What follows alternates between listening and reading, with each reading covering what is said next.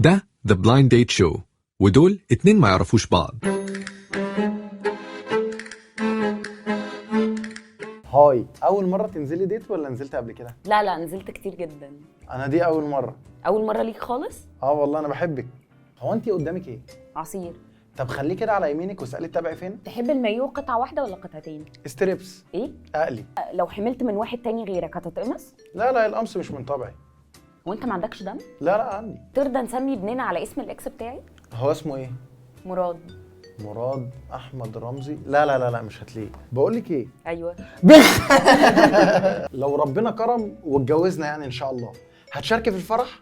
هاجي. هتسيبني اشتغل بعد الجواز؟ امال مين اللي هيصرف؟ هو انت عادي مراتك يبقى لها اصحاب ولاد ولا ايه؟ طبعا عادي، يعني ما انا عندي اصحاب ولاد. انت ازاي كده بجد؟ مش مصدقه، انت فظيع. ربنا يخليك والله العظيم. عندك مشكله لو انا بشرب كحول؟ ايه القرف ده؟ هو انت بالنسبه لك صاحبي يجي لي البيت عادي؟ طبعا، بس بشرط ما ابقاش موجود يعني عشان تبقوا براحتكم. انا عاوزه احكي لك حاجه. طبعا اتفضلي. انا المدرس بتاعي اتحرش بيا وانا صغيره. مستر سامح؟ عارف. لو لقيتني بخونك مع تيك توكر هتعمل ايه؟ هعمل حركه الاكسبلور. لو انت في يوم في حاجه مضايقاكي، هتحكيها ليا ولا هتحكيها للاكس؟ للاكس. طب خلاص بقى، لو انا كمان في حاجه مضايقاني هحكيها له. هو انت ممكن نبدل العصير ده؟ يا ريت.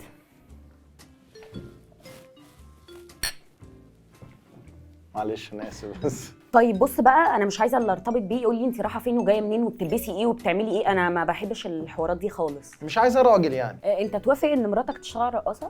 والله لو بمقابل تمام، لكن لو حب الفن وارت والجو ده تقعد في بيتها احسن. وترقص لك؟ لا معيش فلوس والله. لو انا ما بخلفش هتسيبني ولا هتكمل معايا؟ لا اسيبك ايه، هكمل معاكي والله. ايه ده بجد؟ والله العظيم. لا ما ده مفيش حد كده. والله ما انا عارف ان مفيش حد، اصلا كمان ما مفيش حد بخلفش كده والله، خالص. فقشطه بقى. هو انت بتحب التاتو؟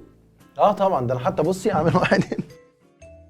يا جماعه البتاعه دي وجعالي عيني. بصي يا انسه، هو انت المفروض تنزلي بس كده. تمام.